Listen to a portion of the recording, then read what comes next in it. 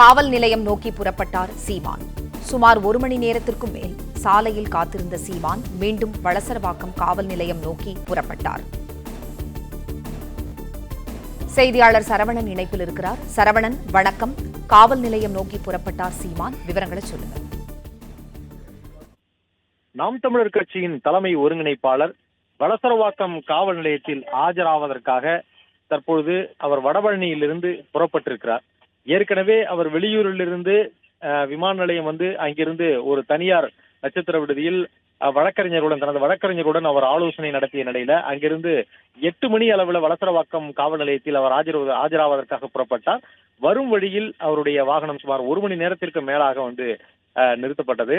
அதற்கு பிறகு காவல்துறையினர் சொல்லக்கூடிய நேரத்தில் அவர் வர வேண்டும் என்று அவருடைய வழக்கறிஞர் மூலமாக தகவல் தெரிவித்ததாகவும், அதுவரை அவர் அங்கு காத்திருந்த நிலையில் தற்பொழுது அவருடைய வாகனம் அங்கிருந்து புறப்பட்டிருக்கிறது. வளசரவாக்கம் காவல் நிலையத்திற்கு இன்னும் சிறிது நேரத்துல சீமான் விசாரணைக்காக ஆஜராவதற்கு வருகிறார். காவல் நிலையத்திற்கு முன்பு 3 இடங்கள்ல பேரிகார்டுகள் கொண்டு தடுப்புகளை ஏற்படுத்தியிருக்கிறார்கள். வளசரவாக்கத்திலிருந்து ஆற்காடு சாலையிலிருந்து அந்த காவல் நிலையம் செல்லக்கூடிய ஸ்ரீதேவி குப்பம் சாலையிலேயே பேரிகார்டு தடுப்புகள் போடப்பட்டிருக்கிறது. அவருடைய ஆதரவாளர்கள், அவருடைய கட்சியை சேர்ந்தவர்கள் 200க்கும் மேற்பட்டோர் அங்க திரண்டு நிற்கிறார்கள். அவர்கள் எந்த நேரத்திலும் தடுப்புகளை முன்னேறி கொண்டு அவர் உள்ளே வரலாம் என்பதனால காவல்துறையினர் அங்கு அதிக அளவில் குவிக்கப்பட்டிருக்கிறார்கள். சீமானுடைய வாகனம் வரும்பொழுது அந்த வாகனத்தை உள்ளே அனுமதிப்பதற்கு மட்டும் காவல்துறையினர் அவர்களுக்கான அந்த அறிவுறுத்தல் அதிகாரிகள் மூலமாக வழங்கப்பட்டிருக்கிறது. அவருடைய வாகனம் சிறிது தூரத்திற்கு உள்ளே அனுமதிக்கப்படும். அதற்கு பிறகு அவர் இறங்கி காவல் நிலையத்திற்குள் உள்ளே விசாரணைக்காக செல்ல வேண்டும். ஏற்கனவே அவருடைய வழக்கறிஞர்கள், நாம் தமிழர் கட்சியினுடைய சட்டப்பிரிவு மாநில செயலாளர் சங்கர் உட்பட அவருடைய வழக்கறிஞர்கள் 4 பேர் அங்கே காத்திருக்கிறார்கள்.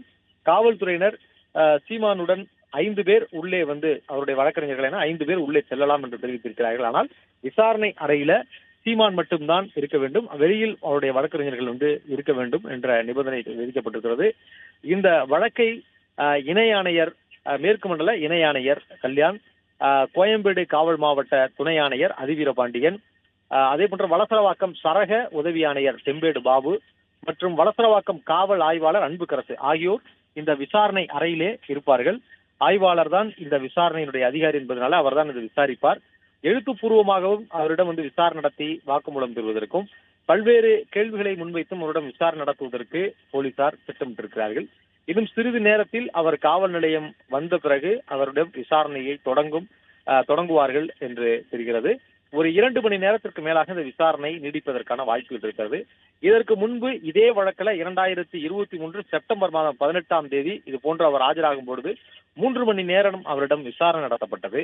அவருடைய குற்றச்சாட்டுகள், அதாவது இந்த நடிகை கொடுத்த புகாரில் இருந்த பல்வேறு குற்றச்சாட்டுகள், அப்பொழுது அவர் கொடுத்த அந்த புகாரின் அடிப்படையில கடந்த 2023 அவரிடம் விசாரிக்கும் பொழுது பணம், நகை அவரிடமிருந்து வாங்கியதாக அந்த புகார் கொடுத்திருந்தார் நடிகை. அது குறித்தெல்லாம் அப்பொழுது விசாரிக்கப்பட்டதாக அவரே விசாரணைக்கு பிறகு செய்தியாளர் சந்திப்பில் அதை தெரிவித்தார். குறிப்பாக அவர் 60 லட்சம் பணம், 30 சவரன் நகை எல்லாம் தான் வாங்கியதாக அவர் நடிகை புகார் கொடுத்திருந்தார். அது சீமானுக்கு கொடுத்ததாக, அது குறித்தெல்லாம் விசாரிக்கப்பட்டதாகவும் கூறியிருந்தார். ஏற்கனவே நீதிமன்றத்தில் இது தொடர்பாக, இந்த வழக்கு தொடர்பாக சமீபத்தில் உத்தரவின் போதும் அந்த உத்தரவு நகலில் எல்லாம் இடம்பெற்றிருந்தது.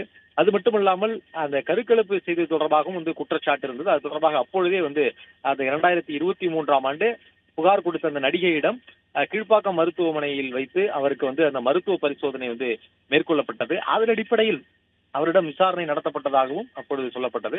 இது குறித்தெல்லாம் மீண்டும் விசாரிப்பதற்கான வாய்ப்புகள் இருக்கிறது. இந்த வழக்கை பொறுத்தளவுல இந்த என்னென்ன குற்றச்சாட்டுகள் எல்லாம் இருக்கிறதோ அந்த குற்றச்சாட்டுகள் எல்லாம் வைத்து மீண்டும் விசாரித்து அவற்றை வாக்குமூலமாக பதிவு செய்வதற்கான வாய்ப்புகள் இருக்கிறது. அதற்கு பிறகு எடுக்க வேண்டிய நடவடிக்கைகளை காவல்துறை அதிகாரிகள் முடிவெடுப்பார்கள். அதே போன்ற 2வதாக வழங்கப்பட்ட அந்த சம்மன், அவருடைய வீட்டிலே ஒட்டப்பட்ட அந்த சம்மனில் 10 நிபந்தனைகள் அது குறிப்பிடப்பட்டிருந்தது. அந்த 10 நிபந்தனைகள்ல இந்த வழக்கு தொடர்பான எந்தவித ஆதாரங்களையும் மறைக்காமல் வழங்க வேண்டும்.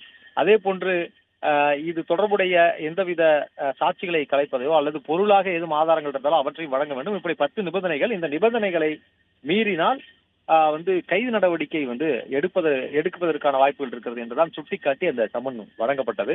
அதன் அடிப்படையில் இவர்கள் விசாரிப்பதற்கு, அந்த சம்மன் அடிப்படையில் அதில் இருந்த நிபந்தனைகளின் அடிப்படையில் விசாரிப்பதற்கு காவல்துறையினர் திட்டமிட்டிருக்கிறார்கள். இன்னும் சிறிது நேரத்தில் காவல் நிலையத்திற்கு சீமான் வந்ததும் இந்த விசாரணை தொடங்க இருக்கிறது. 8 மணி அளவிலேயே இந்த விசாரணை தொடங்குவதாக இருந்த நிலையில் அவர் வழியிலேயே அவர் 1 மணி நேரத்திற்கு மேலாக அவருடைய வாகனம் நிறுத்தப்பட்டு தற்பொழுதுதான் அவர் வந்து கொண்டிருக்கிறார். வடபழனியிலிருந்து புறப்பட்டு அதற்கு பிறகு விருகம்பாக்கம், அதை கடந்து வளசரவாக்கம் பகுதியில் இருக்கக்கூடிய இந்த ஸ்ரீதேவி குப்பம் சாலையில அந்த காவல் நிலையம் இருக்கிறது. அங்கே வர வேண்டும். ஏற்கனவே காவல்துறையினர் இன்று காலை முதலே இந்த பகுதியிலே பல்வேறு இந்த காவல் நிலையத்திற்கு வரக்கூடிய அனைத்து வழிகளிலுமே பாதுகாப்பு ஏற்பாடுகள், பேரிகார்டுகளை அமைத்து வெளிநபர்கள் உள்ளே வராமல், குறிப்பாக நாம் தமிழர் கட்சியினர் அங்கே உள்ளே வராமல் தடுக்கும் நடவடிக்கையில ஈடுபட்டிருக்கிறார்கள். காவல் நிலையத்தின் பின்புறம் இருக்கக்கூடிய சிறு சிறு தெருக்கள் கூட முழுமையாக காவல்துறையினுடைய கட்டுப்பாட்டுக்குள் கொண்டு வரப்பட்டிருக்கிறது. மதுரவாயில் மேட்டுக்குப்பம் பகுதியில் இருந்து காவல் நிலையம் நோக்கி வரக்கூடிய சாலையிலும் முழுமையாக பேரிகார்டுகள் அமைக்கப்பட்டு அங்கு மூடப்பட்டிருக்கிறது. அனைத்து தெருக்களிலும் சாலைகளிலும் காவல்துறையினுடைய இந்த ஏற்பாடு செய்திருக்கும் இந்த பேருந்துகள் கொண்டு நிறுத்தப்பட்டிருக்கிறது.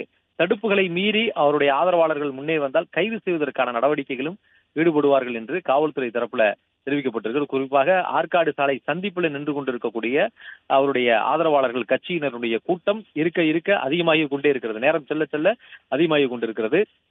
அவர்கள் ஏற்கனவே ஒரு முறை மறியல் போராட்டத்திலும் அவர்கள் ஈடுபட்டார்கள். அதற்கு பிறகு காவல்துறையினர் அங்கிருந்து அவர்கள் சென்று அறிவுறுத்தல் வழங்கியதற்கு பிறகு அவர்கள் அங்கிருந்து கலைந்து தற்பொழுது அந்த ஸ்ரீதேவி குப்பம் சாலை செல்லக்கூடிய அந்த காவல் நிலையம் வரக்கூடிய சாலைக்கு முன்பாக 200க்கும் மேற்பட்டோர் அங்க குவிந்து நிற்கிறார்கள்.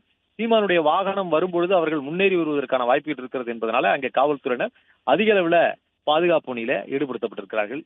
இந்த வழக்கை பொறுத்தளவுல ஏற்கனவே 2023ஆம் ஆண்டும் அவரிடம் விசாரிக்கப்பட்டது. ஆனால் அப்பொழுது புகார் அளித்த நடிகை திடீரென அந்த வழக்கை வாபஸ் பெறுவதாக அவர் கூறிவிட்டு சென்றார்.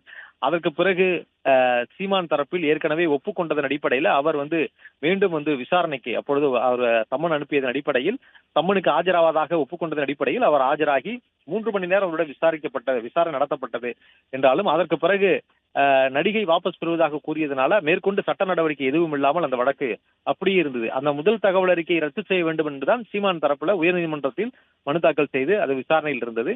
இந்த விசாரணை தான் சமீபத்துல உயர்நீதிமன்றம் இது தொடர்பான உத்தரவில் நடிகை பாதிக்கப்பட்ட அந்த புகார்தாரரே வாபஸ் பெறுவதாக கூறினாலும் பாலியல் வன்கொடுமை வழக்கை வாபஸ் பெற முடியாது என்று உயர்நீதிமன்றம் உத்தரவிட்டதோடு 12 வாரங்களுக்குள் குற்றப்பத்திரிகையை தாக்கல் செய்ய வேண்டும். அது தொடர்பான விசாரணையை வளசரவாக்கம் போலீசார் தொடர்வதற்கு உயர்நீதிமன்றம் உத்தரவிட்டிருந்தது. அதன் தொடர்ச்சியாக தான் தற்பொழுது காவல்துறை இந்த நடவடிக்கையை மேற்கொண்டு வருகிறார்கள். முதல் சம்மனில் அவர் ஆஜராகவில்லை.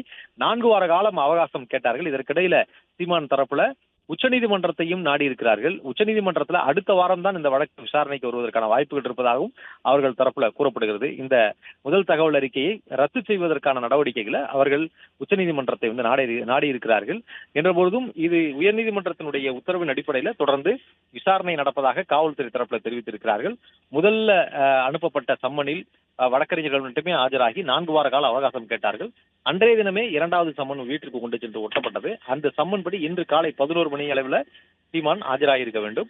ஆனால் அவருடைய வழக்கறிஞர்கள் ஆஜராகியிருந்தார்கள். ஏற்கனவே ஒப்புக்கொண்ட நிகழ்ச்சியில அவர் இருப்பதன் காரணமாக தற்பொழுது அவர் வர முடியாத சூழல் இருப்பதாகவும் கூறினார்கள். அது மட்டும் இல்லாமல் நேரம் ஏற்கனவே கால அவகாசம் கேட்ட நிலையில சில வாரங்கள் கால அவகாசம் கேட்ட நிலையில சில மணி நேரங்கள் அவகாசம் கேட்டுதான் காலையில அவருடைய வழக்கறிஞர்கள் சந்தித்தார்கள். முதலில் 6 மணிக்கு அவர் வருவதாக இருந்தது. பின்பு 8 மணிக்கு அவர் சேர்வதற்கு தாமதமாக என்பதனால ஒரு 8 மணி என்று நேரம் கேட்டார்கள். 8 மணியும் கடந்து தற்பொழுது 9 மணியை கடந்து இருக்கக்கூடிய நிலையில இன்னும் சிறிது நேரத்துல அவர் வளசரவாக்கம் இந்த காவல் நிலையத்திற்கு வர இருக்கிறார். இந்த வழக்கை பொறுத்தவரை 2012ஆம் ஆண்டு வளசரவாக்கம் போலீசார் பதிவு செய்த வழக்கு.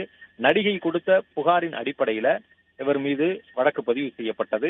அப்பொழுது இந்திய தண்டனை சட்டம் தற்பொழுது இருக்கக்கூடிய பிஎன்சி இல்லாமல் இந்திய தண்டனை சட்டத்தின்படி அவர் மீது வழக்கு பதிவு செய்யப்பட்டிருந்தது. 419 நம்பிக்கை மோசடி என்ற சட்டப்பிரிவில் வழக்கு பதிவு செய்யப்பட்டது.